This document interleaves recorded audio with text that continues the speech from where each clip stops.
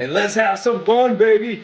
Yeah! Here is a simple thing, not easy, on how you can avoid early extension, okay? First, you have to understand why are you doing early extension to begin with, and realize that you can't just change early extension, because early extension is the result of something that's happening before early extension ever occurs. So here we go. When we go into the backswing, and the first movement we do is this way, so we're flipping at it, we're coming over the top. Your brain knows that you're going to run into the ground, so in order to avoid running into the ground, you extend to come out of it, which is a shallowing mechanism, right? Okay, so when we go over, or when we go into the backswing and we come over the top, we're coming down too steep. If we come down too steep, we run into the ground. Your brain knows that, so in order to avoid running into the ground, it forces you to extend so you don't run into the ground.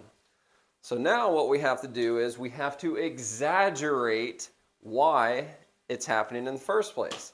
So if we go into here, if you get your hips out of the way, so it's like a squat, getting your hips out of the way, you create more room to come through. Okay, so bear with me, here we go. Backswing, and if we squat, we're squatting our butts away from the golf ball. That gives us room to essentially shallow the club and come through it. Versus what most people do is they start the downswing with the hands. Can you see this line okay? Okay, so when you start the downswing with your hands, it's too steep. So your brain makes you shallow the club by extending, early extension, so that you can come through the golf ball. If the first move we do is squat away and then rotate, we've already shallowed the golf club. And then we can just finish the golf swing. Very simple, not easy at all. So the way that we're going to try to train our brain to do this is very, very slow.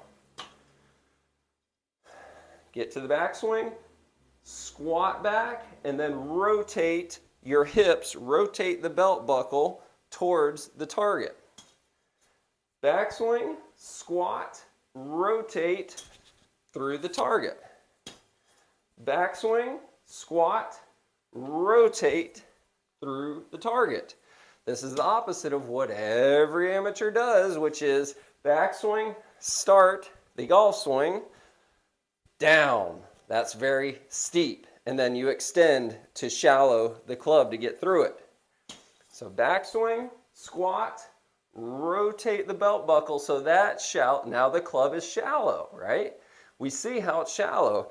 I didn't do anything with my hands. All I did was squat and rotate my belt buckle, and now the club shaft is shallowed, right? Backswing, squat, rotate the belt buckle, come through it. Backswing, squat, rotate the belt buckle, and come through it. Not easy, just do it over and over and over again. You cannot just practice this 5 times or 10 times and say, okay, I got this. I'm going to go bang some balls now. It does not work that way. The key to this drill is you've got to do it 100 times and then 100 more times and then 100 more times slow so that your brain knows that it's, oh, I've got to subduct the hips. I got to squat so I can create room and then I can get through the golf ball versus coming straight down at it with the arms. That's too steep.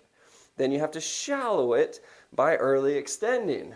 So back, squat, rotate the belt buckle, come through it over and over and over again before you start banging balls. Before you try to implement this on the golf course. Over and over again. Do it 100 times. Do it another 100 times. You should be sweating profusely. When that's occurring, then you know you're using muscles and not momentum. you're using your body to come through the golf ball, right? So back, squat, rotate. Back, squat, rotate. Back, squat, rotate. Squat, rotate shallows the club for you. Like and subscribe. Let me know your thoughts on this. Try it out. Do not go straight to the driving range. Please don't go straight to the driving range with this one. Share this one with that person that you know does this. Straight down and then has to come up out of it. Like, subscribe, and until next time, yeah.